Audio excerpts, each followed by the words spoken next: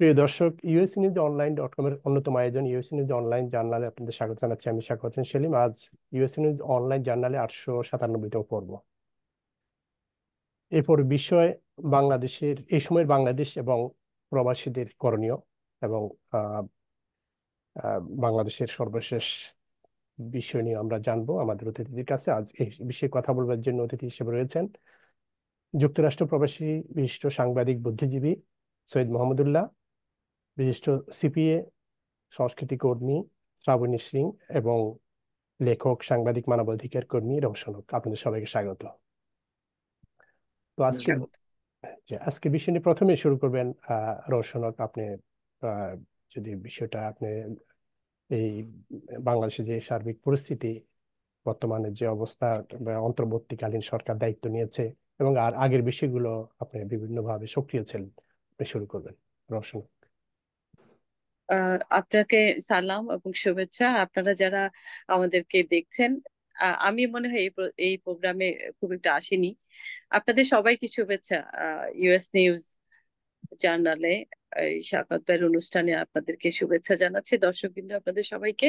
তবে আমার মনে হয় কি, আমার অনেক অনেক সিনিয়র, আমার মুরব্বী, আপনি যদি আমাদের মাহমুদুল্লাহ ভাইকে দিয়ে শুরু করতেন তাহলে মনে হয় বিষয়টা অনেক বেশি ক্লিয়ার হতো।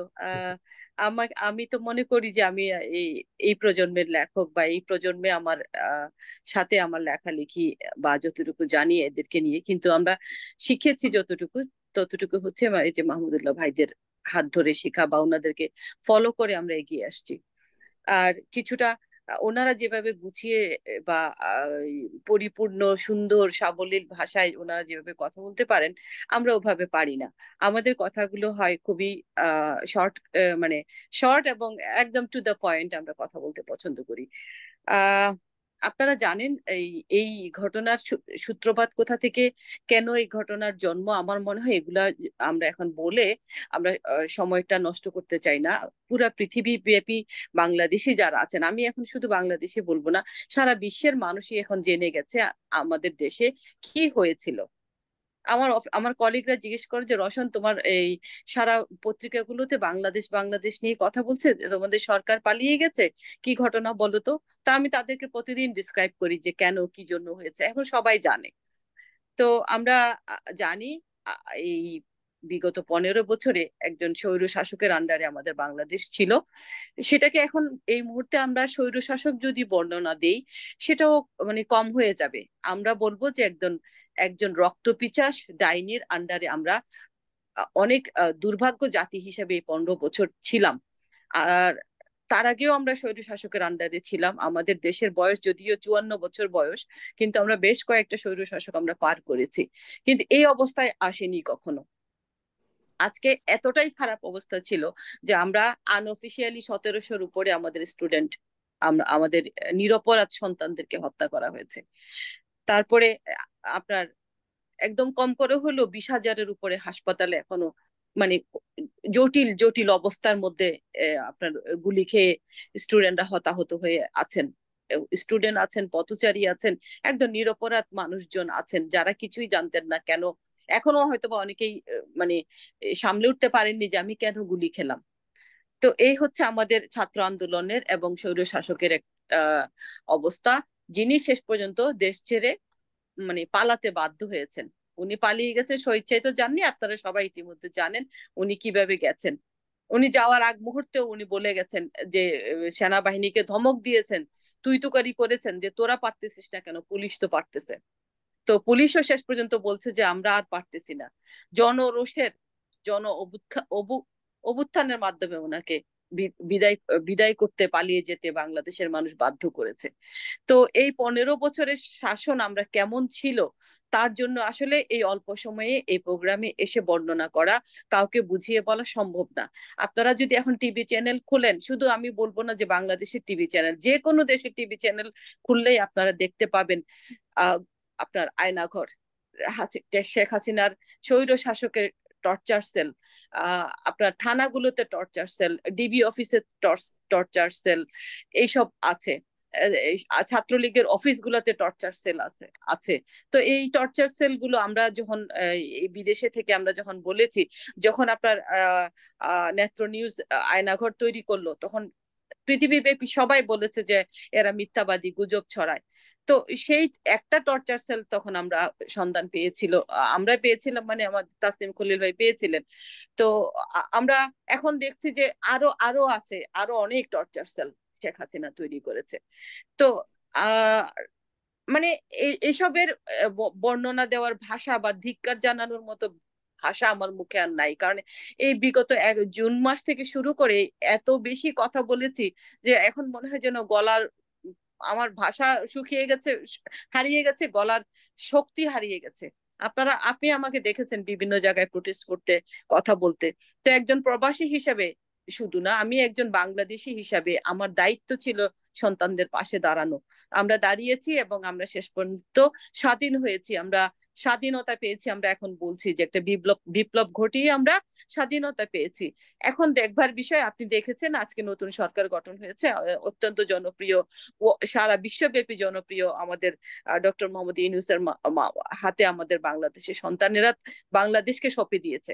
এই মুহূর্তে আমাদের দেখবার বিষয় সামনের দিনগুলো কেমন যায়। মানে ঠিক আজকে বোনারা ক্ষমতায় বসেছেন, কালকেই দেশ ঠিক হয়ে যাবে, সবকিছু সুন্দর হয়ে যাবে, এইটুকু আমরা আশা করতে পারি না। এটা সম্ভবই না। কোনো দেশেই গণ অভ্যুত্থানের পরপরই এরকম একদম সুন্দর হয়ে যায় নাই কোনো কিছু। বছরকে বছর সন্ত্রাসী হামলা হয়েছে, বিভিন্ন ইতিহাস বলে বিভিন্ন জায়গায় হয়েছে। তো এগুলো এত দ্রুত সেরে উঠবে না। আরেকটা বিষয় হচ্ছে, শেখ হাসিনা 15 বছর এই খুনি হাসিনা ক্ষমতায় থেকে এই তার মানে বাংলাদেশের রাষ্ট্রযন্ত্রের প্রত্যেকটা প্রত্যেকটা পার্ট সে ধ্বংস করে ফেলেছে। প্রত্যেকটা পার্টের মধ্যে তার 15 বছরের, আমি বলবো 15 লেভেলে, উপর থেকে নিচ পর্যন্ত 15 লেভেলে তার স্বৈর স্বৈর শাসনের, তার দলের লোকজন দিয়ে, তার দলের গুন্ডা বাহিনী দিয়ে সে সাজিয়েছে 1 থেকে 15টা লেভেল। তো আমরা আজকে আমরা দেখেছি যে আমাদের দেশের রাজনৈতিক দলগুলো, বিশেষ করে বিরোধী দল যারা, যাদেরকে আমরা চিনি বা বলি, তারা 3 মাসের মধ্যে নির্বাচন চেয়েছেন। আমি ওনাদেরকে বলবো যে আপনারা বোকা স্বর্গে বাস করছেন।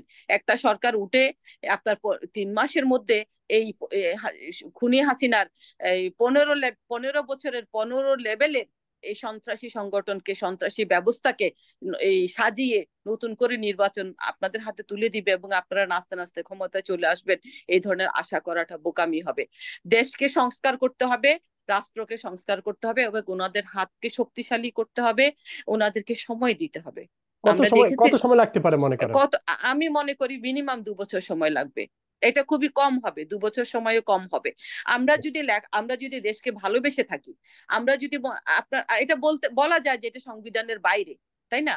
এই আজকের যে এই রাষ্ট্রপতি যে ভাঙলেন, অতটুকু পর্যন্ত সংবিধানে ও যায় না। সংসদ যে ভাঙলেন, ঠিক আছে, কিন্তু এখন যে যেতটুকু হয়েছে, আসলে সংবিধান বলতে কোনো কিছু এখন আর হাতে নেই।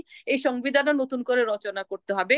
দেশের মানুষ যেভাবে চায় সেভাবে সংবিধান রচনা করতে হবে এবং এই নতুন সরকারকে সময় দিতে হবে। যে রচনা আবার আপনার কাছে আসবো আমরা একটু। জি, হ্যাঁ, থ্যাংক ইউ হ্যাঁ। ভাইয়া। আমি একটু ওই আহ, ভাইয়ের কথা শোনার জন্য অপেক্ষা করে জি আছি। জি, হ্যাঁ। আর আচ্ছা, আপনার শাফাত জি সেলিম জি, ভাই, আমি সালমা একটু আপনি বলেন, তারপরে মোহাম্মদুল্লাহ ভাইয়ের কাছে যাবো। জি। আচ্ছা আচ্ছা, ঠিক আছে। সবাইকে অনেক ধন্যবাদ আমাকে এখানে ডাকার জন্য। আপনারা জানেন যে আমি আসলে সামাজিক এবং রাজনৈতিক বিষয় নিয়ে আমি খুব কম ইনভলভড হই। আমার আসলে প্রফেশনাল অনেক কাজ থাকে, আর তাছাড়া আমার নিজের মানে বাচ্চা সংসার এগুলো নিয়ে আমি অনেক ব্যস্ত থাকি। তারপর প্রথমেই আমি শুরু করতে চাই যে এই যে গত কয়েক মাস ধরে যে এতগুলো মানুষ যে মারা গেল, তাদের সবার হত্যার বিচার হোক এবং তাদের সবার আত্মা শান্তি পাক, এটা এটা দিয়ে আমি শুরু করতে চাই। আর কিছু প্রশ্ন নিয়ে শুরু করতে চাই, যেহেতু রসনা পাও আসলে আমরা সবাই মোহাম্মদুল্লাহ ভাইয়ের মানে আঙ্কেলের কথাগুলোই আমরা বেশি শুনতে চাই যে উনি কিভাবে ব্যাখ্যা করেন। কিন্তু আমার যে প্রশ্নগুলা সেগুলো হচ্ছে যে আমি তো বাংলাদেশের রাজনীতির সাথে জড়িত না, আর বাংলাদেশে ছিলামও না। তাহলে একটা দলের আভ্যন্তরীণ যে সমস্ত মানে ফেলিওরের কারণে আলটিমেটলি একটা সরকারেরই পতন হলো, যেগুলো এতক্ষণ ধরে রসনাপা ব্যাখ্যা করছিলেন, ওগুলোর বিষয়ে আমি তেমন একটা বেশি বলতে পারবো না। কিন্তু আমি আসলে লাস্ট কয়েকদিনের যে ঘটনাগুলো, আমি একজন প্রবাসী বাংলাদেশী হিসেবে সবাই যেমন দেখছে, আমিও হঠাৎ করে দেখতে শুরু করলাম। প্রথমে জানা গেল যে ছাত্ররা আন্দোলন করছে, সেই সময়টা পর্যন্ত আমরা চাইলাম যে ছাত্রদের দাবি দাওয়াগুলো শুনুক, কারেন্ট সে মানে যে ফর্মার প্রাইম মিনিস্টার যে ছিলেন, কারেন্ট যে গভর্নমেন্ট ছিল, উনি শুনুক বা এটার একটা সমাধান হোক, সেটা আমরা কমন বাংলাদেশি হিসেবে সবাই চাইলাম। কিন্তু পরবর্তীতে আমরা এটাও দেখলাম যে তারা সমস্ত আপনার দাবি দাওয়াগুলো মানে হওয়ার পরেও, যেহেতু অনেক হতাহত ছিল সেখানে, এক দফায় নামিয়ে এনে ওনারা সরকার পতনের একটা দাবি উঠালেন, এবং সেই প্রেক্ষাপটে সরকার পদত্যাগ করতে বাধ্য হলেন এবং উনি চলেও গেলেন। আমরা যেটা দেখলাম যে বাংলাদেশের chief of staff, army staff এসে বললেন আমাদেরকে যে এখন এই সরকার পতন হলো, এবং she resigned and she left the country. কিন্তু তারপরেই আমরা যেটা দেখলাম যে অনেক মানে জনগণ আপনার গণভবনের দিকে যে আসলো, হ্যাঁ, এবং কিছু শব্দ, যে শব্দগুলোর কারণে ধরেন যে এত বড় একটা আন্দোলন হয়ে গেল, সরকার প্রধান যে শব্দগুলো উচ্চারণ করেছিলেন কাইন্ড অফ অফেন্সিভ, যে রাজাকারের সন্তান বা এটা সেটা, যে কোটা মুক্তিযোদ্ধার সন্তানকে কোটা না দিয়ে কি রাজাকারের সন্তানকে কোটা দেওয়া হবে, যেটাতে আমরা সবাই বলেছি যে উনি এইভাবে না বললেও পারতেন, কিন্তু কথাটা তো উনি ছাত্রদেরকে রাজাকার বলেন নাই, কিন্তু এভাবে উনি না বললেও পারতেন। তো সেই সেই একই প্রসঙ্গে আমরা যখন বিভিন্ন সোর্স থেকে দেখছি যে যখন আসলে একটি সরকার পতন হলো, তারপরেও তো অনেক মানুষ মারা যাচ্ছে। তো সেই সময়টাতে ল অ্যান্ড অর্ডারকে মেনটেন করতে, আমি জানি যে একটা গণ অভ্যুত্থান হলে তখন সেখানে কিছু কেওস ক্রিয়েট হয়, কিন্তু সেখানে আপনার ল অ্যান্ড অর্ডার মেনটেন করার জন্য আমাদের যে দায়িত্বগুলো, যে ফার্দার যাতে আমরা কোনো ভায়োলেন্সকে ইনসাইট না করি। আমাদের অনেকের ভেতরে অনেক রাগ, অনেক কনফিউশন কাজ করছে। তো এই সময়ে যদি আমরা কিছু শব্দ ব্যবহার করি, যে খুনি বা অমুক বা এটা, যেমন আমি জ্যাকসন হাইটসে আমার 8 বছরের বাচ্চাকে নিয়ে হেঁটে যাচ্ছি, তো সেখানে আপনার এরকম, সরি, এক্সকিউজ মি, আমি আপনাদের সবার কাছ থেকে আগেই মাফ চেয়ে নিচ্ছি, কিন্তু এটা আমার কাছে ভিডিও টেপ আছে। আমি যখন হেঁটে যাচ্ছি তখন এই ধরনের স্লোগান আসে যে 1 2 3 4 শেখ হাসিনার পুটকি মার। তো সুতরাং যে আপনার সংস্কারের আশা নিয়ে, যে সুন্দর একটা স্বপ্ন নিয়ে ছাত্ররা আন্দোলন করলো, এটা কি সেই ছাত্রগুলোর প্রতি জাস্টিফাইড যদি এই ধরনের নোংরা শব্দ আমরা ব্যবহার করে যাই এখনো? এবং আরো একটা বিষয়, যে একটি সরকার প্রধান পতন হবার পরে বা রিজাইন করার পরে গণভবনটা তো আর তার একার সম্পত্তি না। আমরা আমেরিকাতে কি দেখেছি, যে যখন ক্যাপিটাল হিলের দিকে একটা মব গেল, তখন কিন্তু ইউএস যে ল এনফোর্সমেন্ট, তারা ক্যাপিটাল বিল্ডিংটাকে প্রোটেক্ট করলো এবং পার্লামেন্টকে প্রোটেক্ট করলো। তো এই এই যে মুভমেন্টটা, এটার কজটা একটা মহৎ কজ, ছাত্রদের একটা আন্দোলন থেকে শুরু।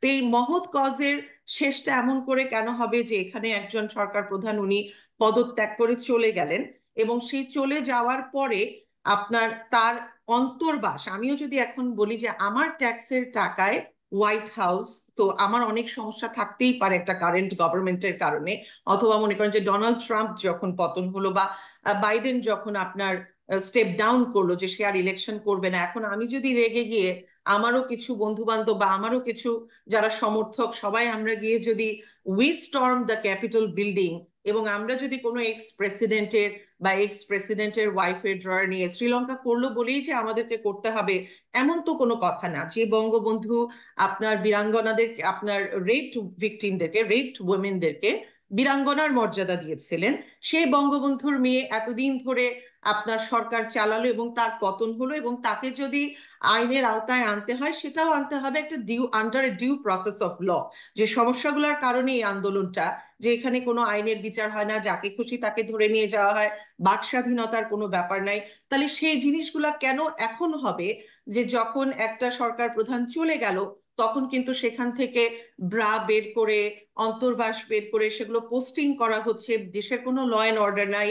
এবং হয়তো অনেকেই বলবেন যে বাংলাদেশে তো কোনো হিন্দু ভিকটিম নাই। আপনারা জানেন যে আমার ফ্যামিলি কিন্তু হিন্দু, আমার বাবা মা আত্মীয় স্বজন বড় ভাই সবাই কিন্তু হিন্দু, এবং আমাদের অনেক আত্মীয় স্বজন আছে, অ্যান্ড ওদের houses are being destroyed. I am a converted Muslim, আমার কোনো ইন্টারেস্ট নাই, কিন্তু their houses are being destroyed. এবং যে কোনো কথাতেই যখন মনে করেন যে আমাকে একজন সিপিএ হিসেবে যত না মানুষ চেনে, একটু আগে আমি বলছিলাম, আমাকে তার চাইতে অনেক বেশি মানুষ গত 20 ইয়ার্স ধরে একজন আবৃত্তিকার হিসেবে চেনে। তো আমার কাছ থেকে আপনি বঙ্গবন্ধুর চেতনা রাইট ওয়েতে ওয়াইপ আউট করতে পারবেন না। তো আমার কাছে কেমন লাগবে যখন আমি দেখি যে এই আন্দোলনটা তো, যে রাস্তায় রাস্তায় বঙ্গবন্ধুর ছবি কেন, সেই কথাটা দিয়ে তো এই আন্দোলনটা শুরু হয় নাই। অথবা আমরা যখন দেখি যে নিউ ইয়র্ক কনসুলেটে angry few group of people, একটা সরকার পতন হলো, বাংলাদেশ থেকে ইনস্ট্রাকশন আসবে এবং সেই অনুযায়ী কিন্তু সরকারের ছবি সরানো হবে বা অন্যান্য যে পরিবর্তনগুলো সেগুলো আসবে। এটা তো একটা ইনস্টিটিউশন। আর আমেরিকায় যারা থাকে, আমরা তো এখানে একটা গাড়ি পার্ক করার ব্যাপারেও কিন্তু $35 একটা টিকিট খাওয়ার ভয়ে আমরা কিন্তু গাড়িটাকেও ঠিক মতো পার্ক করি। তাহলে কনসুলেটে গিয়ে যে এই উৎপাতগুলা করা যাবে না, সেই জিনিসটা তো আমেরিকায় অন্তত যারা থাকে এরা তো জানে। তাহলে এরা কেন এই জিনিসগুলা করবে যে একটা কনসুলেটে গিয়ে হুমকি ধুমকির মুখে যে ওর ছবি নামাও, তার ছবি নামাও? বঙ্গবন্ধুর ছবি তো আর ওয়াইপ আউট করা যাবে না, এটা তো আর বলে কোনো লাভ নাই। আর তাছাড়া আমার আরো একটা প্রশ্ন আছে। সরকার পতন হয়, স্বৈরাচারী সরকারের পতন হয়, নতুন সরকার আসে, গণতান্ত্রিক প্রক্রিয়ার মাধ্যমে আসে। যেহেতু এখানে পিপলস ভয়েস, যে আমরা সংস্কার চাই আমাদের দেশ, তাহলে যে গণতান্ত্রিক প্রক্রিয়ায় যে সরকার আসে থ্রু ইলেকশন, সেই সরকারের তখন দায়িত্ব হয়ে যায় যে আমরা কি চাই সেই অনুযায়ী দেশকে সংস্কার করা। এখন গণতান্ত্রিক প্রক্রিয়া যদি একটি সরকার আসতে না পারে, আমাদের মনে যদি প্রশ্ন কিছু কি মারে যে কোনো তৃতীয় শক্তির কারণে একটা সরকারকে বসানোর কারণেই ছাত্রদেরকে সামনে শিখন্ডির মতো করে রেখে পেছন থেকে কোনো অপশক্তির কারণে বা কোথাও কেন জানি একটা মৌলবাদের গন্ধ থেকে যায়, যখন আমরা দেখি যে হিন্দুদের ঘরবাড়ি পোড়ানো হচ্ছে, যেখানে আমার আত্মীয় স্বজন। আমাকে একটু কথা বলতে দিবেন। না না, হ্যাঁ আমি হ্যাঁ, অবশ্যই দিব, ওনার শেষ আর হলে আপনাকে দিব। ওনাকে করি বলবেন নাই। যে হিন্দু দেখেন, বাড়িঘর আমি একটি জ্বালানোর শব্দ উচ্চারণ করিনি। আপনি যখন কথা বলেছেন আমি না, একটি, আমি আপনাকে হেল্প আপনি করছি, খুনি বলেছেন, ডাকাত বলেছেন, আমি একটি শব্দ উচ্চারণ করি নাই। আপনাকে আমি হেল্প করি আমি রসনা যে আসবো আপনার কাছে, একটু ওনাকে শেষ করে নিতে। আধা ঘন্টা জি। আপনার জন্য ওয়েট করেছি আমরা, আমাদের সময়ের মূল্য আছে। সুতরাং যে বাক স্বাধীনতার জন্য এত বড় আন্দোলন হলো, আমারও বাক স্বাধীনতা আছে, আমারও ওপিনিয়ন আছে। আমি বলিনি, আমিও ওয়েট করছি মোহাম্মদুল্লাহ কাকুর কথা শোনার জন্য 10:43, and we have been waiting here since 10 p.m. So please give us some time and show us that respect. এটা আমার ওপিনিয়ন, এটার সাথে আপনার মিল থাকতে হবে এমন কোনো কথা নেই। এখন আমার কথা হলো যে বাংলাদেশে যখন হিন্দু মারা যায়, বাংলাদেশে যখন পুলিশ মারা যায়, গতকাল রাতে উত্তরায় আমার বোনের বাসা যখন ডাকাতি হচ্ছে, এখন সেই ল অ্যান্ড অর্ডারের দায়িত্বে কারা? বাংলাদেশের আর্মি কি এতটাই নাজুক যে শুধু 2 দিনের জন্য যখন ইন্টারিম গভর্নমেন্ট আসবে তখন সেই 2 দিনের মধ্যে বাংলাদেশের মানুষকে সাপোর্ট দিতে পারে না, গণভবনকে রক্ষা করতে পারে না, পার্লামেন্টকে রক্ষা করতে পারে না, এবং পার্লামেন্টের মধ্যে বসে ছেলেরা বসে সিগারেট খাচ্ছে এবং বিভিন্ন ইউটিউব চ্যানেলে ইনসাইট করা হচ্ছে violence through those same YouTubers, যারা বলছে খাট কাঁপানো এমপিরা যদি পার্লামেন্টে গিয়ে আপনার গান গাইতে পারে, তাহলে আমরা কেন সিগারেট খেতে পারবো না? মানে উনি মমতাজকে উদ্দেশ্য করে বলেছেন। আমি একজন সংস্কৃতি কর্মী। মমতাজ যখন আমেরিকাতে আসে, ধর্ম বর্ণ দল মত নির্বিশেষে সবাই তার গান শুনে। She came to the parliament through the support of her people. সে যে এরিয়াতে ছিল সেই তাদের আপনার সাপোর্ট নিয়ে সে পার্লামেন্টে আসছিল। রাতের বেলায় কি সে খাট কাঁপায় না মাঠ কাঁপায় এটা দেখার দায়িত্ব আমাদের ছিল না।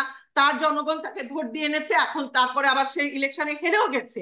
আমার কথা হলো পার্লামেন্ট একটি রাষ্ট্রীয় সম্পত্তি, গণভবন রাষ্ট্রীয় সম্পত্তি। কোনোভাবেই আন্ডার কোনো লতে একজন মানুষ যদি আপনার অন্যায়কারী হয় তাহলে তাকে বিচার করা হবে, কিন্তু কোনোভাবেই এটা ছাত্র আন্দোলন হতে পারে না। ছাত্র আন্দোলনের মানে তাদের প্রতি অন্যায় করা হয়, ছাত্র আন্দোলনের প্রতি অপমান করা হয় যখন একজন 76 বছরের নারীর ব্রা নিয়ে আপনার সেটা পোস্ট করা হয়। এবং আমার কাছে ছবি আছে, কারা কারা সেই সমস্ত ছবি রিপোস্ট করছে। আনফরচুনেটলি দে আর শিক্ষিত মানুষজন এবং তারা এই সমস্ত ভায়োলেন্স ইনসারেক্ট করছে, তারা এই সমস্ত ভায়োলেন্স ইনসাইট করছে। এন্ড আমি এই জিনিসটা একেবারে হোল হার্টেডলি কন্ডেম করছি যে এখন যে ল অ্যান্ড অর্ডারের পরিস্থিতি আর মানে পলিটিক্স এর ব্যাপারে this is not going to stop here. Politics এর ব্যাপারে আমরা পরে কাজ করব, কিন্তু right now my concern is যে সেই মহিলা তো চলে গেছে, তাহলে রাষ্ট্রের দায়িত্ব হলো এখন গণভবনকে রক্ষা করা এবং তার যেগুলো পার্সোনাল বিলঙ্গিংস সেগুলো ডিসকার্ড করে দেওয়া, বা সেগুলো তো একজন মানুষের পার্সোনাল বিলঙ্গিংস ছিল, ওগুলা তো সব টেনে টেনে যে নিয়ে যাওয়া। তাহলে এখনকার দায়িত্বগুলো কারা নিবে? যদি কোনো তৃতীয় শক্তি না থাকে, তাহলে যে ছাত্রদের ডাকে এই আন্দোলনটা হলো, যে সমস্ত লিডারদের ডাকে এই আন্দোলনটা হলো, এখন যে সমস্ত মানুষরা মারা যাচ্ছে, এখন বাংলাদেশের ল অ্যান্ড অর্ডার পরিস্থিতির দায়িত্ব কাদের কাছে থাকবে? একটা পরিস্থিতি যখন আউট অফ কন্ট্রোলে চলে যায় তখন সেখানে যদি এই জিনিসগুলো হয়, তাহলে একজন আপনার কি বলবো যে একজন আপনার রাষ্ট্রনেতা পাওয়ারে ছিলেন, তার ব্যর্থতার কারণে তাকে চলে যেতে বাধ্য করা হয়েছে বা সে চলে গেছে। এখন তারপরেও সে বলছে তার পক্ষ থেকে বলা হচ্ছে, আমি তো একজন নিউট্রাল, আপনারা জানেন আমি এখানে কোনো দলের সাথে যুক্ত না, তাহলে তার পক্ষ থেকে বলা হচ্ছে যে আমি চেষ্টা করেছি, আমি পরিস্থিতি সামাল দিতে পারি নাই, আমি থাকলে আরো মানুষ মারা যেত, সো আই এম লিভিং। এখন সে চলে গেল, এরপরে তার মনে করেন যে যে সমস্ত সমস্যা আছে সেগুলো নিয়ে তার বিচার করা হবে। কিন্তু এই ভায়োলেন্সের হাত থেকে কমন মানুষ কিভাবে নিষ্কৃতি পাবে? আমরা প্রবাসে থেকে আমরা যখন আমাদের কমিউনিটিতে যাই তখন কেন আমাদেরকে এই সমস্ত নোংরা বিকৃত উক্তি দেখতে হবে? আমাদের কনসুলেটে কেন এই রকম নোংরা কাজগুলো করা হবে, যেখানে group of people are storming our consulate and forcing the Consul General of Bangladesh to remove some of the things that he probably should not keep those things, but he has to have a process যে সরকার পতন হয়, সরকার পতন হওয়ার পরে একটা smooth transition of power হয়। মোহাম্মদুল্লাহ কাকুর কাছে একটু শুনতে জি, চাই। অনেক 10 ধন্যবাদ সাবরিন আপা। ধন্যবাদ। আবার আপনার কাছে আসবো। সৈয়দ মোহাম্মদুল্লাহ ভাই, আপনি বলবেন, দুইজনের কথা শুনছেন। জি। আপনাদের সবাইকে ধন্যবাদ, আপনার দর্শক শ্রোতা যারা আছেন এখানে শুনছেন। আমি খুব গভীর ভারাক্রান্ত হৃদয়ে আজকে বাংলাদেশে এই জুলাই মাসে যে ছাত্রদের যে আন্দোলন, সেই আন্দোলনে পরবর্তীতে সেটা ছাত্র জনতার আন্দোলন হয়েছিল, এটা গণ অভ্যুত্থানের রূপ নিয়েছিল, সেটাতে যারা মারা গেছেন, মৃত্যুবরণ করেছেন, তাদের এই মৃত্যুর জন্য আমি গভীর গভীর শোক প্রকাশ করছি, আমি বেদনাহত। এবং তার পরবর্তীতে যেটা শ্রাবণী বললেন, তার পরবর্তীতে শেখ হাসিনা পদত্যাগ করে দেশ থেকে চলে যাবার পরে যে সমস্ত ভায়োলেন্স হচ্ছে সংখ্যালঘুদের উপরে, পরাজিত মানে যে পদত্যাগী প্রধানমন্ত্রী, তার দল আওয়ামী লীগের লোকজনের উপরে, এবং সেই আমলের যে পুলিশের বিভিন্ন পদে বা অন্যান্য রাষ্ট্রীয় পদে যারা নিযুক্ত হয়েছিলেন, বিশেষ করে পুলিশ বাহিনী, থানা ইত্যাদি, তাদের উপরে আক্রমণ হয়েছে। দেশের প্রায় সবগুলো থানা আক্রমণ হয়েছে, অনেকগুলো থানা লুণ্ঠিত হয়েছে, অনেক অস্ত্র শস্ত্র নিয়ে যাওয়া হয়েছে, এবং এগুলোর কোনো সংখ্যা পরিসংখ্যান এখন পাওয়া যায় না, সম্ভবত ভবিষ্যতে কখনো হবে। এই হত্যাকাণ্ডগুলো, এই পরবর্তীতে যে মব ভায়োলেন্স হচ্ছে, এই হত্যাকাণ্ড, এই মব ভায়োলেন্সে কত লোক নিহত হয়েছে এই তথ্যটা সম্ভবত পাওয়া যাবে না। জুলাই মাসের থেকে অগাস্টের 4 তারিখ পর্যন্ত, সম্ভবত 4 তারিখ রোববার, যেদিন আওয়ামী লীগ রেসিস্ট করার কারণে, সো কল্ড রেসিস্টেন্সের কারণে, সেই দিনও সম্ভবত, আমি প্রথম আলোর ফিগারটা সবসময় মোর বিশ্বাসযোগ্য মনে করি, কারণ প্রথম আলো সরকার বিরোধী কিন্তু রিজনেবল পত্রিকা একটা, আমি ইত্তেফাকের তথ্য বিশ্বাস করি, কিন্তু সরকারপন্থী যে সমস্ত পত্রিকা আছে সেটা বিশ্বাস করি না, ভয়ঙ্কর অপনয়নদের পত্রিকা যদি থাকে সেটা বিশ্বাস করি না। যাই হোক, প্রথম আলো যে ফিগার সেটা তো হচ্ছে এই আওয়ামী লীগের রেসিস্টেন্সের ওই দিনের সখানে 98 থেকে 107-এর ভিতরে এই ফিগারটা। জি। আর অন্যান্য, আর আগের পুরো মাসে শেখ হাসিনার পতন পর্যন্ত, মানে 4 তারিখের আগে পর্যন্ত, শনিবার পর্যন্ত, 3 তারিখ পর্যন্ত 200-র একটু বেশি, তারও বিভিন্ন ফিগার দিয়েছে। এই হচ্ছে যে, তো 200 মারা যাক আর 500 মারা যাক, ওই সেই আমলে যারা মারা গেছেন তারা, মানে অরিজিনালি যে আন্দোলনটা শুরু হয়েছিল আমরা সবাই জানি, কোটা আন্দোলন, সেটা সরকার টালবাহানা করে, বিলম্ব করে এবং উল্টো পাল্টা কথাবার্তা বলে, উস্কানিমূলক কর্মকাণ্ড করে সেটাকে মানে বাড়তে দিয়েছে। এবং একটা পর্যায়ে সরকারের একজন মন্ত্রী মাস্তানের মতো কথা বলে যে আমার সরকারি দলের ছাত্রলীগের তারাই যথেষ্ট, এটা বলে ছাত্রলীগকে আন্দোলনকারীদের উপরে লেলিয়ে দিয়েছে, তারা আক্রমণ করেছে, বাংলাদেশের মানুষ দেখেছে। এখন সেগুলো পৃথিবীর মানুষের যদি কোনোদিন এইটা ইনভেস্টিগেশন হয়, পৃথিবীর মানুষে দেখবে, এবং সেই দিনও তারা অনেকে হতাহত হয়েছে। আচ্ছা, এই যে পুরো মুভমেন্ট যারা করেছেন, অরিজিনালি তারা কিন্তু গণতন্ত্রের জন্য করে, তারা করেছেন স্রেফ একটা বিষয়ের জন্য। কিন্তু গণতন্ত্রের আন্দোলনের রূপ হলো এই কারণে, গত 15 বছর ভিতরে, বিশেষ করে গত 10 বছর, এটা অনেকে আবার বলেন যে 15 বছরই তিনি ইলিগাল শাসক ছিলেন, এইটা একটু কনটেক্সটে নেওয়া দরকার। 2008 সালে যে নির্বাচন পূর্ববর্তী তত্ত্বাবধায়ক সরকার আমলে, সেই আমলের ব্রিগেডিয়ার সাখাওয়াত কমিশনার হয়েছিলেন ইলেকশন, তাকে এই সরকারের মন্ত্রী করা হয়েছে। যাই হোক, তারা করেছিলেন, সেটা অত্যন্ত সুশৃঙ্খল, ফেয়ার অ্যান্ড ফ্রি ইলেকশন হয়েছিল। তাতে বিপুল সংখ্যাগরিষ্ঠতা নিয়ে আওয়ামী লীগ জয়েন করেছিল, আওয়ামী লীগ উইন করেছিল। যাই হোক, এর পরবর্তীতে 2014 সালে যে নির্বাচন হয়েছে, সেই নির্বাচন বিরোধী দল চেয়েছিল যে সেটা একটা তত্ত্বাবধায়ক সরকার দিন হোক। বিরোধী দলের সেই দাবি তারা না মেনে তত্ত্বাবধায়ক সরকার ব্যবস্থা বিলোপ করে দিয়ে তারা তখন দলীয় সরকার আন্ডারে সেই নির্বাচন করেছে। কিন্তু যেহেতু বিরোধী দল আসেইনি, সেই নির্বাচনে আসলে আওয়ামী লীগের কয়েকজন অল্প কিছু ইন্ডিপেন্ডেন্ট লোক ছিলেন সম্ভবত, বা বিরোধী দলীয় 2-4 জন থাকলেও সেটা দল দল হিসেবে না সম্ভবত। ওই আওয়ামী লীগের সাথে সখ্যতায় আবদ্ধ কতগুলো দল প্লাস জাতীয় পার্টি এর সাথে তারা এসেছিল। যাই হোক, ফলে সেই নির্বাচনটা ও মানে খুব কারচুপি হয়েছে এটা বলা চলে না, কিন্তু ওই তত্ত্বাবধায়ক সরকার ব্যবস্থা তুলে দেওয়ার কারণে সেটা একপাক্ষিক টাইপের নির্বাচন হয়ে গেছে। সে যাই হোক, সেটাকেও মোটামুটি মেনে নেওয়া যায়। সেটা বিরোধী দল আসেনি নির্বাচনে, কনস্টিটিউশনালি এটা দিয়েছে। কনস্টিটিউশন চেঞ্জ করার পরে বিরোধী দল যদি আসতো, আমার নিজের ধারণা তারা ভালো, মানে বিএনপি আসলে খুব উল্লেখযোগ্য সংখ্যক আসন পেত। তা না হলে কারচুপি হলে পৃথিবীর লোক দেখতো। পরবর্তীতে যেটা আমরা দেখি, 2018 সালের নির্বাচন সত্যি সত্যি মানে একটা ফার্স্ট হচ্ছে, নির্বাচন হয়নি। এই ফার্স্টের পর ওইটা মানে জনস্বজনকে প্রচন্ড ভাবে, এইটা ছাড়াও আওয়ামী লীগের শাসন আমলে উপজেলা নির্বাচন হয়েছে, মিউনিসিপ্যালিটি গুলোর নির্বাচন হয়েছে, সম্ভবত ইউনিয়ন কাউন্সিল নির্বাচন হয়েছে 2 বার। এই সবগুলো নির্বাচন আনফেয়ার হয়েছে, ফেয়ার হয়নি। আনফেয়ার সব নির্বাচন তারা নিজেরা যেগুলো করেছে, মানে আগে তত্ত্বাবধায়ক সরকারের জাতীয় সংসদের নির্বাচন ফেয়ার এন্ড ফ্রি হয়েছে, কিন্তু তারা নিজেরা যে নির্বাচনগুলো করেছে সবগুলো নির্বাচন প্রশ্ন সাপেক্ষ নির্বাচন, আনফেয়ার নির্বাচন, এগুলো হয়েছে, কারচুপি হয়েছে রীতিমতো ভয়ঙ্কর ভাবে। এই সমস্ত কারণে মানে তারা গণতন্ত্রকে ভয়ঙ্কর ভাবে ব্যাহত করেছে। ফলে তাদেরকে স্বৈর শাসন নিশ্চয়ই বলা যেতে পারে। এবং যেহেতু একজন স্বৈর শাসনের ভিতরে আবার শেখ হাসিনা মানে একেবারে একক ব্যাপার হয়ে দাঁড়িয়েছিলেন, শাসক হয়ে দাঁড়িয়েছিলেন, সেই সাথে এটাকে কর্তৃত্ববাদী সরকারও কেউ কেউ আখ্যা দেন। দুটোই কারেক্ট, কর্তৃত্ববাদী ও স্বৈর শাসন, এটা একটা হলো। এবং এই আমলে প্রচুর লোক গুম খুন হয়েছে। এইখানে একটা তথ্য দেওয়া দরকার। র্যাব নামে বাংলাদেশে একটা বাহিনী আছে, rapid action battalion.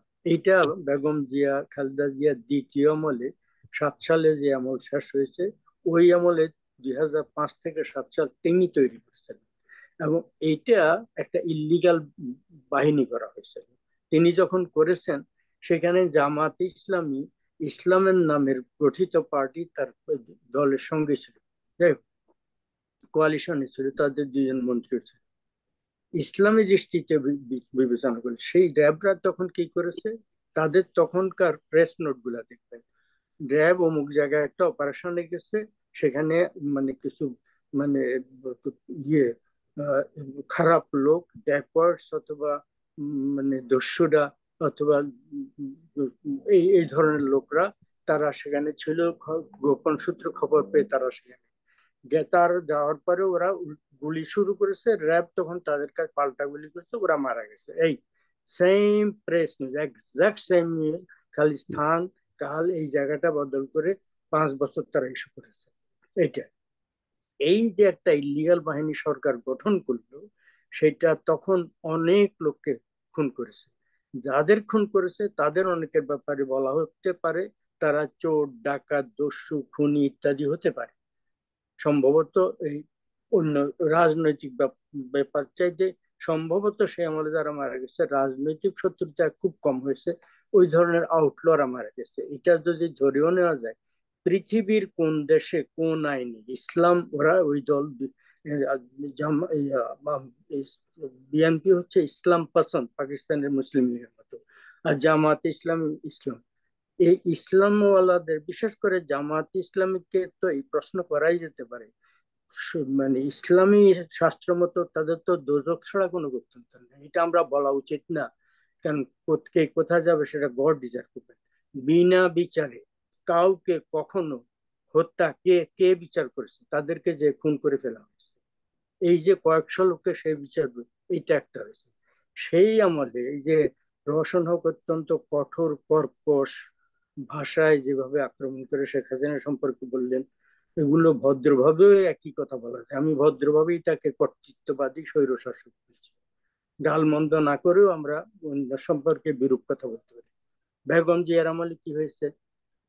Sheikh Hasina সহ আওয়ামী লীগের পুরো নেতৃত্বকে শেষ করে দেওয়ার জন্য 21শে আগস্টে বোমা বিস্ফোরণ করা হয়েছে। পরবর্তীতে শেখ হাসিনাকে যখন তার লোকরা ঢালের মতো রক্ষা করেছে, জীবন রক্ষা করেছে, তখন তিনি গাড়িতে জিপে উঠেছেন। সেই জিপ সম্ভবত বুলেট প্রুফ জিপ ছিল, সেটার দিকে আবার বুলেট নিক্ষেপ করা হয়েছে।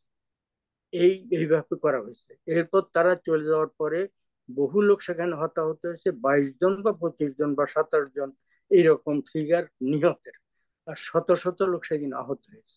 আজকে এত লোক নিহত আহত হয়েছে, তাদের জন্য আমরা নিশ্চয়ই শোকাহত, গভীর শোকাহত। ওরাও মানুষ, সেই দিন যারা খুন হয়েছে তারাও মানুষ।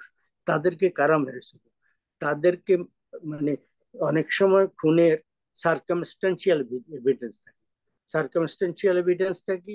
ওই সরকার সেই সময় একটা ফালতু গল্প রচনা করেছিল, একটা টোকাই টাইপের লোক, তাকে নোয়াখালীর লোক ঢাকায় কি কি সব করে, তাকে আসামি, সে নাকি এই কাণ্ডগুলো করেছে। ওই লোক এতগুলো বোমা বিস্ফোরণ সে করেছে, ওই গাড়িতে শুট সে করেছে, মানে তার একটা বাহিনী ছিল। এই করতে গিয়ে ওইটা ফ্লপ প্রমাণিত হয়েছে, ওটা মিথ্যা। সরকার মিথ্যা সাজানোর কারণে, যদি এই মিথ্যাটা না সাজিয়ে আর একটু মানে ক্রেডিবল গল্প বানাতে পারতো, হয়তো রেহাই পেয়ে যেত। এই সার্কামস্টেন্সিয়াল এভিডেন্স হচ্ছে তারা এটা ঢাকতে চেয়েছে। কেন ঢাকতে চেয়েছে? নিশ্চয়ই তাদের ইনভলভমেন্ট ছিল, ডাইরেক্ট ইনভলভমেন্ট। একজন একটা বিরোধী দলের নেত্রী এবং পুরো নেতৃত্বকে খতম করে দেওয়া, সেই আমলে এইটা হয়েছে। যে ইঞ্জিনিয়ারিং ইউনিভার্সিটি 2-3 বছর আগে ছাত্রলীগের গুন্ডারা কয়েকজনকে মেরেছে, এই কয়েকদিন আগে, এই কয়েক মাস আগে, সম্ভবত 1-1.5 বছর আগে, সেই একই ইউনিভার্সিটিতে ছাত্র দলের, বিএনপির ছাত্রদের একজন ছাত্র নেতা প্রকাশ্য দিবালোকে একটি ছাত্রীকে গুলি করে মেরেছে, তার সাক্ষী আছে। আর সেই ব্যক্তি, ওই ছাত্র, ওই ওই দস্যুর বাড়ি পরিবারের একজন নিহত হওয়ার পরে, ছাত্রদের ওই দস্যু নিহত হওয়ার পরে বেগম জিয়া শোক প্রকাশের জন্য প্রধানমন্ত্রী সেই দস্যুর খুনির বাড়িতে গিয়েছিলেন। এগুলো আমাদের জন্য অত্যন্ত দুঃখজনক।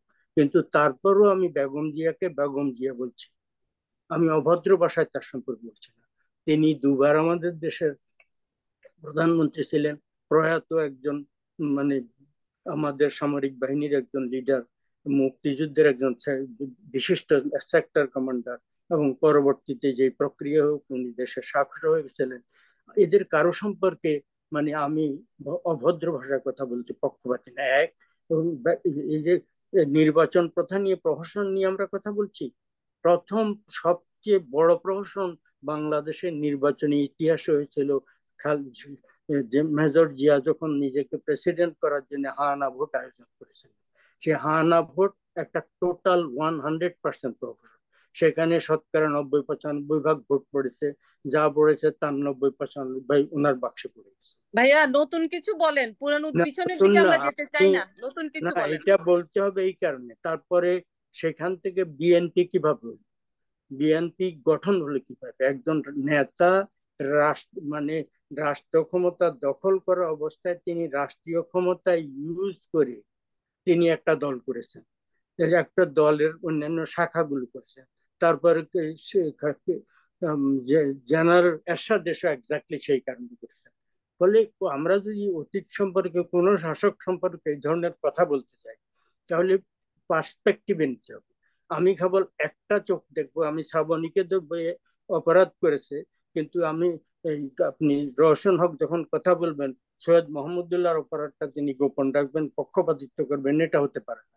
তেমনি ভাবে আজকে আমরা এই যে গণতন্ত্রের কথা বলছি, গণতন্ত্র সত্যিই চাই, এই ছাত্ররা যে প্রাণ দিয়েছে শেষ পর্যন্ত, ছাত্র জনতার এই উচ্ছ্বাস কেন হয়েছে, এই গণ গণ অভ্যুত্থানটা কেন হলো? কারণ হচ্ছে লোক হাঁপিয়ে উঠেছিল শেখ হাসিনার কর্তৃত্ববাদী শাসনে, স্বৈর শাসন। নিঃসন্দেহে আমি মুক্তিযুদ্ধের চেতনায় বিশ্বাসী একজন লোক হয়ে এই শাসন আমলকে কর্তৃত্ববাদী শাসন বলছি, স্বৈর শাসন বলছি, এতে আমার কোনো রকম দ্বিধা নেই। এবং তাদের আমলে গুম খুন হয়েছে, অপশাসন হয়েছে, পক্ষপাতিত্ব হয়েছে, দলীয়করণ হয়েছে, মানে মানে দেশের হাজার হাজার কোটি টাকা, লক্ষ কোটি টাকা পাচার হয়েছে, দুর্নীতির বন্যা বয়ে গেছে। এগুলো সমস্ত সত্য কথা, সমস্ত অভিযোগ সত্য কথা। তেমনি ভাবে আগের আমলে 60,000 কোটি টাকা বিদ্যুতের জন্য তৈরি হয়েছে, একটা সিঙ্গেল কিলোওয়াট। বেগম জিয়ার দ্বিতীয় আমলে একটা সিঙ্গেল এডিশনাল কিলোওয়াট পাওয়ার সংযুক্ত হয়নি, কিন্তু তাম তৈরি হয়েছিল। তার আমি যেটা বললাম, তারপর সর্বশেষ আমি এটা বলে আপাতত ইতি নেব, জি সেটা হচ্ছে যে বিএনপি তো এখন এই যে তাড়া দিচ্ছে, যেটা রওশন হক বলেছেন, আমি তার সাথে একমত। এই যে দেশের সমস্ত ব্যবস্থা যেভাবে ভেঙে পড়েছে এই গত কয়েক বছরের দলীয়করণ ইত্যাদির কারণে, এবং এর আগের একের পর এক ডিক্টেটর, আমাদের দুর্ভাগ্য, Ziaur Rahman dictator, Ershad dictator, Khaleda Zia dictator, Sheikh Hasina dictator, একের পর একটা আমরা ডিক্টেটর পেয়েছি। ডিক্টেটররা সমস্ত ইনস্টিটিউশন গুলো ক্রমাগত ধ্বংস করেছেন, এবং ক্রমাগত ধ্বংসের কারণে জিয়াউর রহমানের আমলে যতটা খারাপ ছিল, এরশাদের আমলে আরো খারাপ হয়েছে, ক্রমাগত খারাপ। আমাদের মানে নিচের আমাদের পিচ্ছিল পদে ধ্বংসের দিকে যাওয়ার জন্য আমরা কোনো সীমারেখা রাখিনি।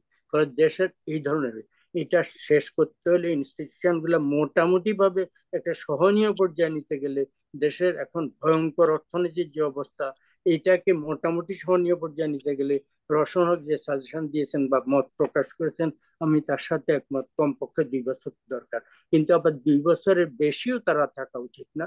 একটা ফেয়ার নির্বাচনের ব্যবস্থা করে নির্বাচিত লোকদের উপরে তারা জনগণের নির্বাচিত লোকই দেশের শাসন করা উচিত। এখন গণতন্ত্র আমরা চাই, শেখ হাসিনা গণতান্ত্রিক তো আমরা এতক্ষণ আমি নিজে বললাম। বিএনপি গণতন্ত্র চাচ্ছে, বিএনপি গণতন্ত্র চাচ্ছে। বিএনপির শেখ হাসিনাকে আমরা ভারত থেকে, মানে উনি রাজনৈতিক আশ্রয় নিয়েছিলেন, তার পিতার মৃত্যুর পরে ইউরোপে ছিলেন, পরে ভারতে। ভারত থেকে এসে উনি আওয়ামী লীগের নেতৃত্ব গ্রহণ করার পর থেকে উনি এই এই আজীবন সেই দলের প্রেসিডেন্ট, আজীবন। এক অসুস্থ জিনিস, বেগম জিয়াকে প্রেসিডেন্ট করার পর থেকে তিনি আজীবন প্রেসিডেন্ট, এই একটা। তারপরে আরেকটা কি হয়েছে, এখন তার অবর্তমানে অসুস্থতায় ভারপ্রাপ্ত চেয়ারম্যান হচ্ছে তার পুত্র। দলে গণতন্ত্র নাই, তারা বাংলাদেশে গণতন্ত্র কায়েম করে, এবং তারেক জিয়া অস্থির হয়ে গেছেন 3 মাসের মধ্যে নির্বাচন। কারণ আওয়ামী লীগের এই বিধ্বস্ত আওয়ামী লীগ, এখন আওয়ামী লীগের একটা লোকও 3 মাস না 6 মাসের মধ্যে যদি নির্বাচন হয়, আওয়ামী লীগের একটা লোকও ভোটে দাঁড়াতে পারবে না। অনেকে নিহত হয়েছে, অনেকে আহত হচ্ছে, অনেকে পালিয়ে বেড়াচ্ছে। এটার জন্য তারা নিজেদের অপরাধের কারণে এটা হচ্ছে। যাই হোক হোক, কিন্তু ফলে তারা নির্বাচন থাকবে না। এখন যদি ভোট হয়, বিএনপি 70-80% আসন পেয়ে যাবে, ফলে যত তাড়াতাড়ি হয় তার জন্য ভালো। কিন্তু তিনি যে গণতন্ত্র কায়েম করবেন, আগে তিনি তো, তার পজিশনটাই তো অগণতান্ত্রিক। হু অ্যাপয়েন্টেড? একজন লোক কিভাবে তার নিজের পুত্রকে, আমি প্রেসিডেন্ট, আমার পুত্রকে আমি ভাইস প্রেসিডেন্ট বানিয়ে দিলাম, তারপর অ্যাক্টিং চেয়ারম্যান বানিয়ে দিলাম, এটা গণতন্ত্র? ব্যক্তিগতভাবে তারেক জিয়া শাসন, মানে বেগম জিয়া শেষ শাসন আমলে তিনি হাওয়া ভবন তৈরি করে সেখান থেকে গভর্নমেন্ট কন্ট্রোল করে বলেছিলেন। এই যে আমেরিকার কথা বলা হচ্ছে, আমেরিকায় এই অবমুক্ত দলিলে তার সম্পর্কে অত্যন্ত কঠোর, উনি দুর্নীতিবাজ, নিষ্ঠুর, এই কথাটা আমেরিকার একাধিক ঢাকা থেকে পাঠানো ক্যাবেলে আছে, ডিপ্লোম্যাটিক ক্যাবেল। এগুলার প্রথম আলো প্রকাশিত 7-8 বছর আগের বইতে এই কথাটা আছে।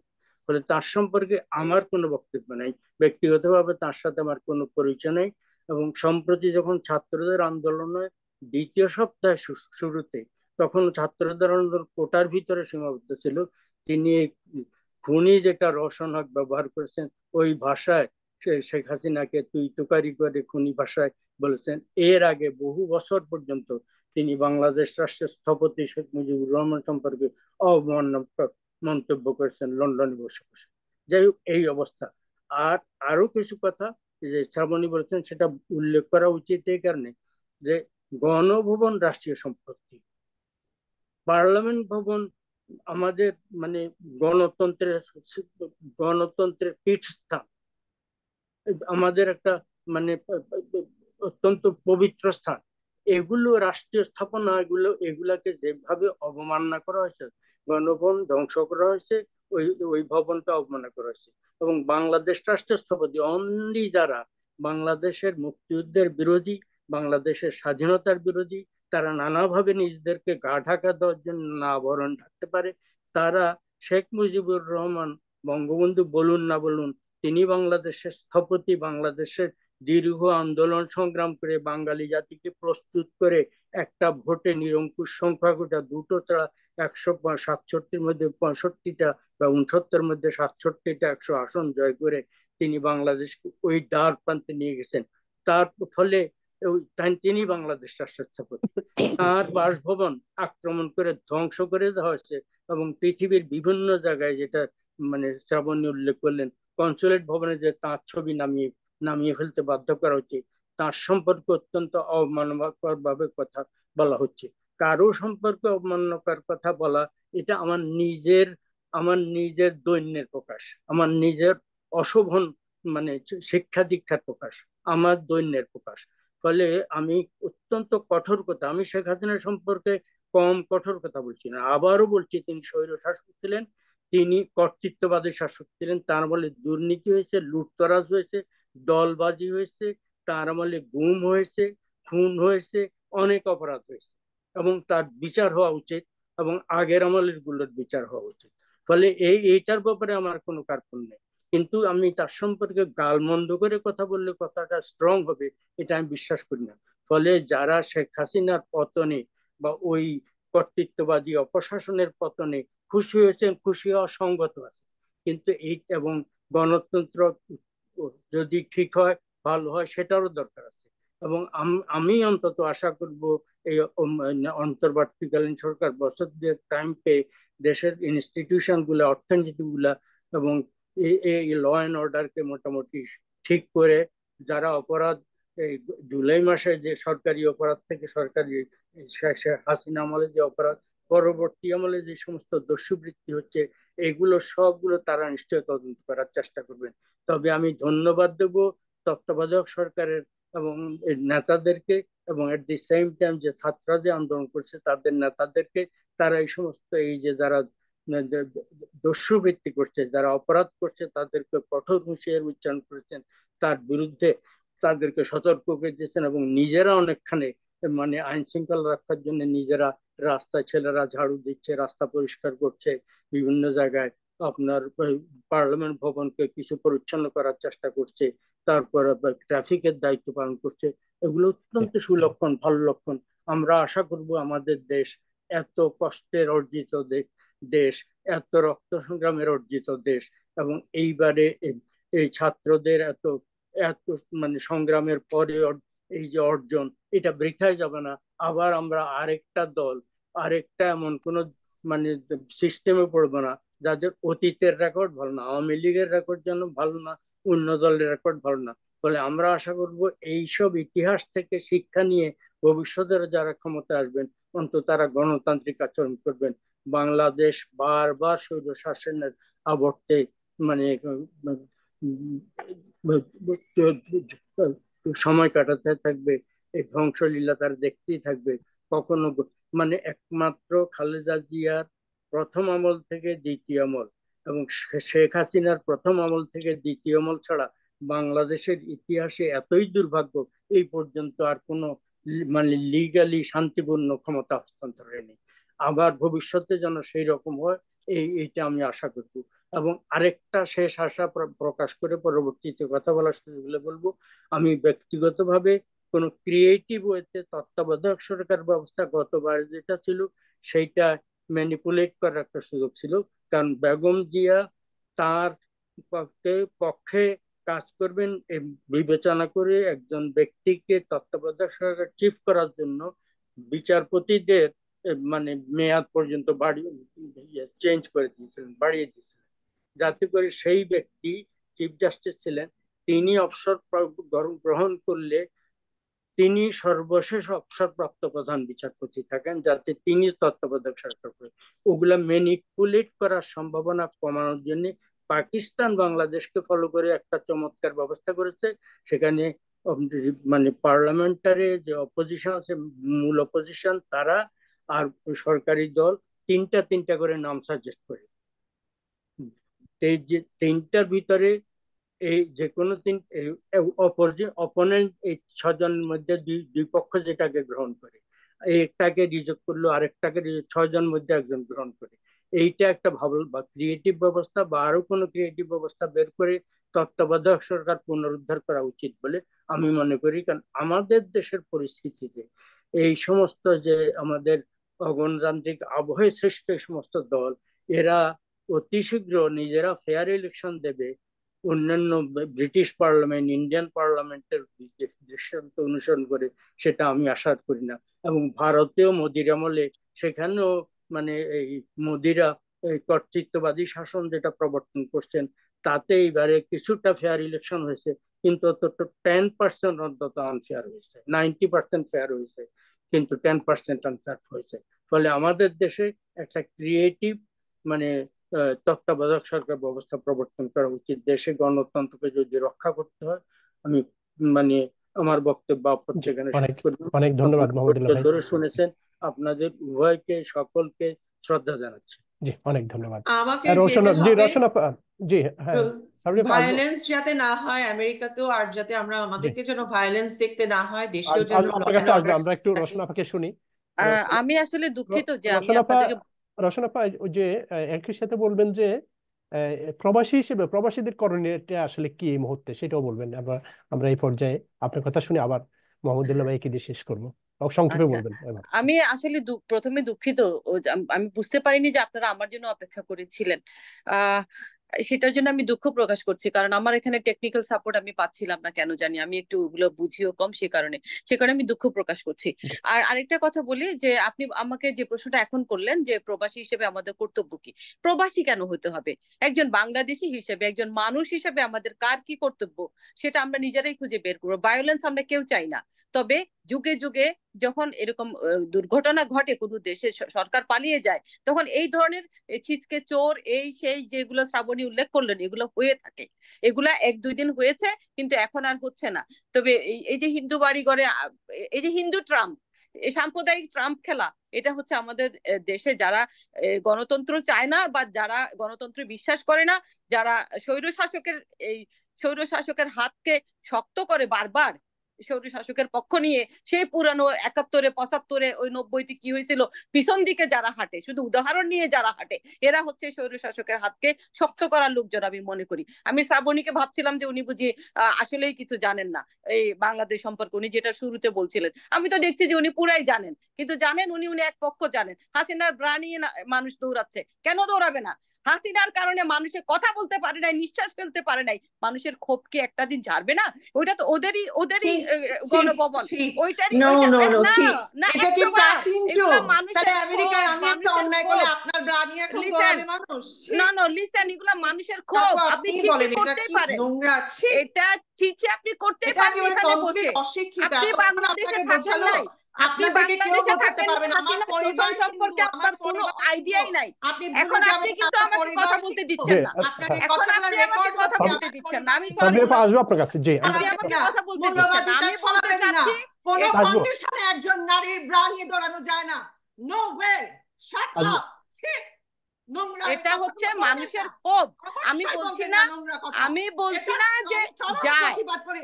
আপনাকে 1000 বছর বললেও আপনি শিখবেন না।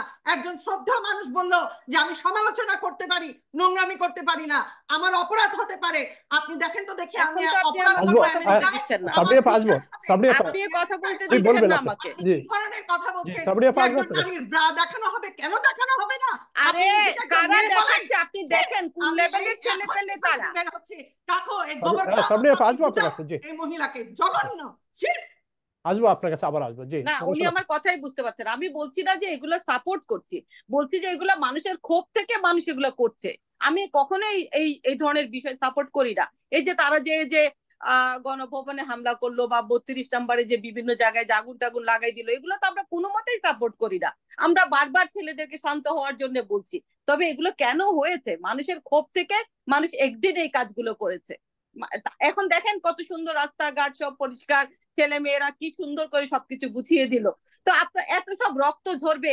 15 বছর মানুষ যে কষ্ট, যেই যে যন্ত্রণা মানুষ সহ্য করেছে, যেই মানুষ নিঃশ্বাস নিতে পারে নাই, কথা বলতে পারে না, এক লাইন পোস্টের জন্য মানুষকে জেল খাটতে হয়েছে। তারা সেসব পোলাপান যদি যায় আজকে হাসিনার জিনিসপত্র নিয়ে দৌড়াদৌড়ি করে, এতে আমাদের আমাদের সাপোর্ট আমরা দিচ্ছি না, কিন্তু দেখতে অশোভন হলেও এগুলো সবই ক্ষোভের থেকে করেছে।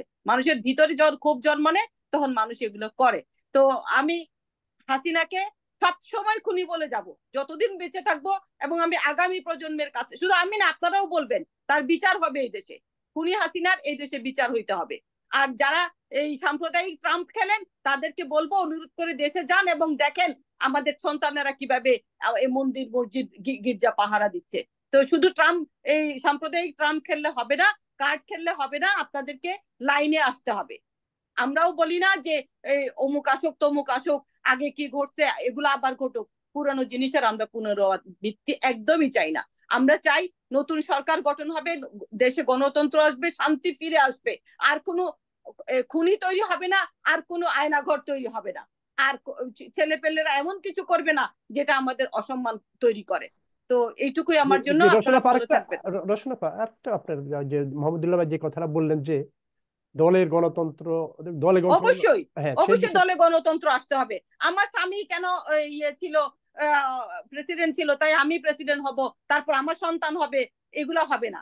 এখন থেকে যেই সব দলে নির্বাচন হয়ে নির্বাচিত প্রতিনিধি আসতে হবে। শেখ হাসিনা কোন দিন নির্বাচন করছে? এগুলা তার ভয়ে তার নাম উচ্চারণ করতে পারে নাই। সে তো তার বাপের কোটায় আর মোদির কোটায় এত বছর ক্ষমতায় ছিল, তারে কে ইলেকশন করছে? এগুলো ভুয়া ইলেকশন। আমরা জানি না তার দলে কিসের গণতন্ত্র। একটা পৌরসভার নির্বাচন পর্যন্ত তার অর্ডার ছাড়া হয় নাই। একটা চেয়ারম্যানে কোন জায়গায় কয় বস্তা চাল দিবে শেখ হাসিনার পারমিশন নিয়ে দিতে হয়েছে। কোন গণতন্ত্রের কথা আপনারা শিখান? মুরব্বী মানুষ মাহমুদুল্লাহ ভাই, আমি ওনাকে শ্রদ্ধা করি, কিন্তু I am sorry to say, আজকে আমার ভাষা আমি খারাপ করবই করব। এত সব খুনের জবাব দিতে হলে, আমার ভিতরে ক্রোধ বাইর করতে হলে আমাকে খারাপ ভাষায় বের করতে হবে। আমি পলিশ ভাষায়, সুশীলিত ভাষায় বহু ব্যবহার করে ফেলছি। আমি দুঃখিত, কিন্তু এই জিনিসের আমরা পুনরাবৃত্তি চাই না। আমরা চাই না বাংলাদেশে আর কোনো স্বৈর শাসকের জন্ম হোক, আর কোনো হাসিনা পয়দা হোক, আর কোনো বেনজির আদিস তৈরি হোক, আর কোনো আয়নাগর তৈরি হোক। দেশ জি, জি, ছেলে রওশন আপা। মেয়েদের পছন্দের মতো শাসক তারা তৈরি করবে, এবং অবশ্যই ভোটের মাধ্যমে হবে, এবং আশা করি শীঘ্রই হবে। জি, অনেক ধন্যবাদ ধন্যবাদ রওশন আপনাদেরকে। আপা। আমরা শেষ করবো, ধন্যবাদ। আমাদের শ্রাবণী আপার সংযুক্তি বিচ্ছিন্ন হয়ে গেছে। মোহাম্মদুল্লাহ ভাই, আপনাকে দিয়ে শেষ করবো। অনেক ধন্যবাদ। আপনি প্রবাসীদের কথা বলেছিলেন, সেটা জি, হচ্ছে যে আমার মনে হয় দেশে যে এই যে এতগুলো ছাত্র বা অন্যান্য জনগণ মারা গেল এবং পরবর্তীতে এই যে ভায়োলেন্সের যে শিকার হয়েছে যারা দেশব্যাপী, উনি যে রওশন যেটা বললেন যে এটা মানে কি বলে আহ, বা সাম্প্রদায়িকতার ট্রাম্প কার্ড, সাম্প্রদায়িক আক্রমণ হচ্ছে। উনি আবার এরপরে এই কথাটাও বললেন যে মন্দিরগুলো পাহারা দিচ্ছে। তো পাহারা কেন হঠাৎ দেওয়া শুরু করতে হলো? এর কারণ হচ্ছে যে অ্যাটাক হয়েছে, এবং অ্যাটাক হওয়াটা নিন্দা করেছেন সরকারের মন্ত্রীরা, ডক্টর ইউনূস সহ। নিন্দা করে তারা ওইটা রক্ষা করার আবেদন জানিয়েছেন। এটা নিন্দা করে আবার বলেছেন যে যারা এগুলা করেছে আমরা ইনভেস্টিগেট করে তাদেরকে শাস্তি দেব। ফলে ঘটনাগুলো ঘটেছে, কেউ বানিয়ে বলছে যে এরকম হয়েছে এইটা বলছেন। জি, এটা ওনারা স্বীকার করছেন, ছাত্র নেতারা এটা কন্ডেম করেছেন, সতর্কবাণী উচ্চারণ করেছেন, তারা পাহারা দিচ্ছেন, ধর্মীয় নেতারা পাহারা দিচ্ছেন, অন্যান্য যারা যারা পাহারা দিচ্ছেন। তার মানে ঘটনাটা ঘটেছে, ঘটছে। কিন্তু এটা হচ্ছে একমাত্র এই সংখ্যালঘুদের ক্ষেত্রে হয়েছে, কিন্তু আওয়ামী লীগারদের উপরে যে ব্যাপক হারে আক্রমণ হচ্ছে, এই যে পরাজিত পার্টি বা ক্ষমতাচ্যুত পার্টি, সেইটা তাদের অপরাধের কোনো সীমা নেই, সীমাহীন। কিন্তু সেই কারণে বিনা বিচারে তাদের উপরে আটক হবে, তাদের ঘর বাড়ি পুড়াবে, এবং অনেক বাড়ি থেকে পোড়া পোড়া অগ্নিদগ্ধ ভস্মীভূত ডেড বডি বেরোচ্ছে, 5টা 7টা 10টা এগুলো হচ্ছে। ফলে এগুলো ক্ষোভের কারণে কিছুটা হতে পারে, কিন্তু এই মুহূর্তে অনেকটা একটা কয়েকদিন মাৎসন্যায় পরিস্থিতি ছিল। এইটা অত্যন্ত দুঃখজনক। আস্তে আস্তে ঠিক হবে বলে আমি অন্তত অত্যন্ত গভীরভাবে আশাবাদী। আর যেটা প্রবাসীদের আমাদের কি জি কর্তব্য, তা আমাদের কর্তব্য একটা হচ্ছে যে আমরা বিদেশে কনসুলেট বা ডিপ্লোম্যাটিক মিশন গুলাতে এই আগে আওয়ামী লীগের আমলে তারা সমস্ত রিসেপশনে যে আওয়ামী লীগের লোকরা সামনে সারিতে বসে যেত। তাদেরকে সব জায়গায় যেতে হতো। প্রধানমন্ত্রী আসলে তারা স্টেজ দখল করে বসতো। এগুলা যেন ভবিষ্যতে আর আমরা না দেখি, তাহলে ওই একই জিনিস হচ্ছে। দলীয় লোক যদি শুধু থাকে। এই একটা হুম, রাষ্ট্র আর দল যেন সেপারেট থাকে, এই একটা জিনিস। দ্বিতীয়ত হচ্ছে বঙ্গবন্ধুর যেন অবমাননা হয়। তিনি রাষ্ট্রপতি, শেখ হাসিনা ছবি নামানো এটা এমনি সরকার অলরেডি অর্ডার দিয়ে দিয়েছে। এই সরকার পতনের সাথে সাথে এই সরকার মানে তত্ত্বাবধায়ক অন্তর্বর্তীকালীন সরকার শপথ গ্রহণের আগেই আগে অর্ডার অর্ডার দিতে এবং তারা নামিয়ে ফেলেছেন। নামিয়ে ফেলেছে। হুম, যাই হোক, এইটা যারা করছেন তারা ভুল করছেন। আমি আশা করি ভবিষ্যতে এটা থেকে বিরত থাকবে। মানে প্রবাসে যেটাকে স্ল্যাং ভাষায় মাস্তানি বলা, এগুলো ঠিক না। নিজেদের মধ্যে মারামারি করা, বিরুদ্ধ পক্ষের উপরে আক্রমণ করা। আমি যদি আরেকজনের উপরে আক্রমণ করি, তিনি আমার, তাহলে যে আমরা নিজেই গণতন্ত্র চর্চা করছি না, এইটা একটা। বলে আমি গণতন্ত্রের কথা বলছি, তারপরে আমি নিজে অগণতান্ত্রিক আচরণ করছি। আমরা যেন এইটা খেয়াল রাখি, আমি যেন গণতান্ত্রিক আচরণ করি সব এইটা। আর হচ্ছে আমরা যদি কিছু তহবিল ইত্যাদি সংগ্রহ করে, সরকার এদের সবাইকে ক্ষতিপূরণ দেবেন বলেছেন। কাদেরকে ক্ষতিপূরণ দেবেন বলেছেন? প্রধানত এই জুলাই মাসে আন্দোলনে যারা নিহত হয়েছে, সেটা শেখ হাসিনার আমলেই বলা হয়েছিল। তারা কতটা নিরপেক্ষবাদী তদন্ত করতেন সেটা হয়তো প্রশ্ন রেখে, কিন্তু তারা অ্যানাউন্স করেছিলেন জি, যে তাদেরকে ক্ষতিপূরণ দেওয়া হবে, আর যারা আহত হাজার হাজার তাদের চিকিৎসা করা হবে সরকারি খরচায়। সরকারি খরচে। আমি নিশ্চিত যে অন্তর্বর্তীকালীন সরকার ডক্টর ইউনূসের নেতৃত্বে তার সরকার ডেফিনেটলি এটা অত্যন্ত দক্ষতার সাথে, অত্যন্ত নিষ্ঠার সাথে এই দুটো কাজ করবেন। একটা হচ্ছে ওদের চিকিৎসা দেওয়া হতাদের এবং নিহতদের পরিবারগুলোকে মানে যোগ্য ক্ষতিপূরণ দেওয়া, এই একটা। কিন্তু এর বাইরে মন্দির বা অন্যান্য ধর্মস্থান গির্জাগুলো যদি ক্ষতিগ্রস্ত হয়ে থাকে, সেগুলোর পুনর্বাসনের ব্যবস্থা করা এক। দুই নম্বর হচ্ছে ওই সংখ্যালঘুরা যদি আক্রান্ত হয়ে থাকে, তাদের সেগুলোর ক্ষতিপূরণ ব্যবস্থা করা। এবং তাছাড়াও আওয়ামী লীগের লোকও যদি এবং অনেক পুলিশের লোককে মেরে ফেলা হয়েছে, জি, পুলিশের লোককে মেরে ফেলা হয়েছে, সেইটা তাদেরও ক্ষতিপূরণ দেওয়ার ব্যবস্থা করা উচিত। সম্ভবত অনেক পুলিশের বাড়িতে অ্যাটাক করা হয়েছে সম্ভবত, এবং বাড়িতে অ্যাটাক করা হলে খালি পুলিশ সাহেব, পুলিশ ভদ্রলোককে মেরে ফেলেছে তা না, তার ফ্যামিলি হয়তো অ্যাটাক হয়েছে, মারা গেছে, আহত হয়েছে। তারাও যেন সুবিচার পায়, তাদের যেন রাষ্ট্র ক্ষতিপূরণ দেয় এবং তাদের চিকিৎসার ব্যবস্থা করে, এটা। আর হচ্ছে আওয়ামী লীগেররাও, অনেক আওয়ামী লীগের আছে সত্যি সত্যি, তারা যুগ যুগ ধরে তাদের ফ্যামিলি আওয়ামী লীগ করেছে। এমন অনেকে আওয়ামী লীগের আছে তারা এই শেখ হাসিনার আমলে কোনো মানে সুযোগ সুবিধা পায়নি। জেনুইন আওয়ামী লীগের ওই নব্য আওয়ামী লীগেররা, মাস্তানরা এসে সুযোগ সুবিধা নিয়ে, এমনও হতে পারে, হয়েছে হয়তো। ফলে ওই ধরনের অনেক লোক আছে, নিরীহ লোক যারা ক্ষতিগ্রস্ত, তাদেরকেও সুবিবেচনা রাখা উচিত বলে আমি মনে করি। আর ওভারঅল প্রবাসীদের পক্ষ থেকে আমরা কেবল ভদ্র আচরণ, সংযত আচরণ করবো তা না।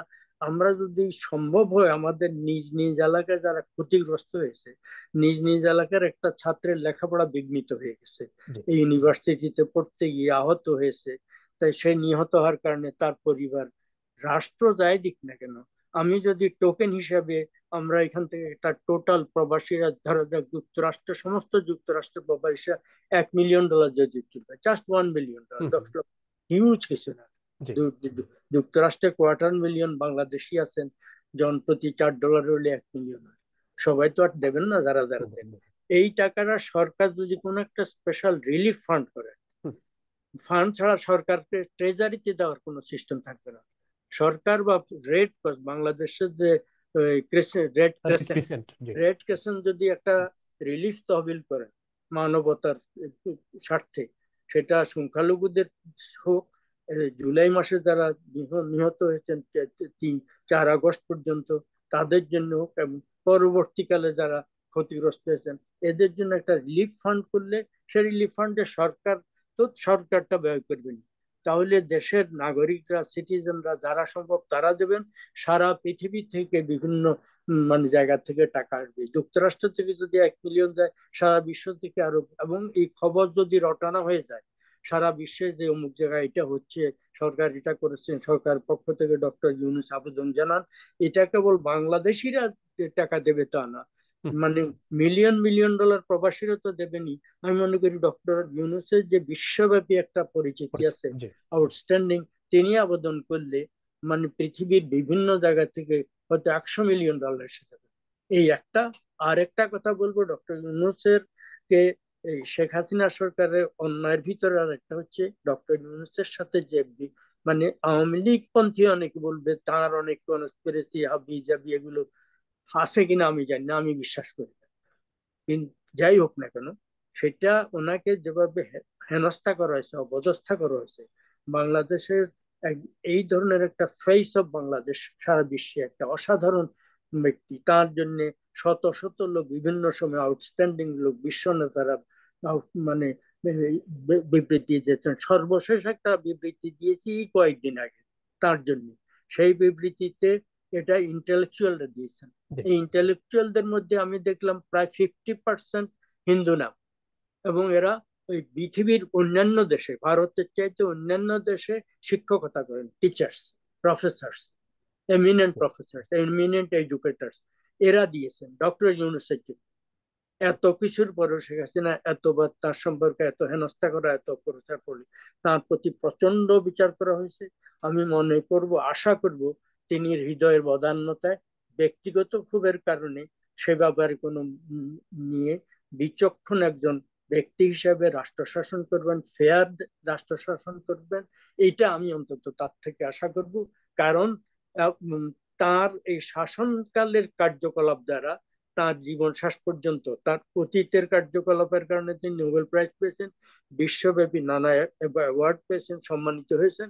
শেষ 6 মাস বা 1 বছর 2 বছর তিনি কি ধরনের কাজ করেন, তার জীবনের শেষ আসল ইতিহাস লেখা হবে এটার উপরে। এই সর্বশেষ জি তিনি এটার দ্বারা গৌরবান্বিত হয়ে যাবেন নিজেকে, অথবা তিনি পার্টিসান হলে, ভিনডিকটিভ হয়ে থাকলে, তাহলে মিননেস দেখালে তার পুরো জীবনের সমস্ত গৌরব ম্লান হয়ে অর্জনগুলো যাবে। জি আমি নিশ্চিত যে তিনি সেটা করতে দেবেন না।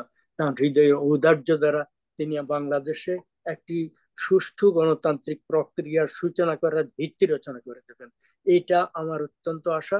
এবং আমি সকলের পক্ষ থেকে আশা করব, আমরা সকলে যে দলই না কোনো, অন্য দল সম্পর্কে মানে আমরা অন্যদের সম্পর্কে সম্মান সম্মানের সাথে কথা বলবো। কঠোর সমালোচনা করলেও সম্মানের সাথে কথা বলা যায়। এই এই এটা আশা করে, এবং আপনাকে অসংখ্য ধন্যবাদ দিয়ে আপনার দর্শক শ্রোতাদের প্রতি শ্রদ্ধা জানিয়ে আমি আমার বক্তব্য শেষ করলাম। অনেক ধন্যবাদ মাহমুদুল্লাহ ভাই, অনেক সুন্দর বলেছেন। আশা করি আপনার যে পরামর্শগুলো বাংলাদেশ সরকার সব প্রবাসীরা সবাই বিবেচনায় নেবে। আপনাকে অনেক ধন্যবাদ। দর্শক আপনারা যারা আমাদের সাথে ছিলেন আপনাদেরকেও ধন্যবাদ। আজ আমরা এখানে শেষ করবো। ভালো থাকবেন, সুস্থ থাকবেন, নিরাপদ থাকবেন। অসংখ্য ধন্যবাদ।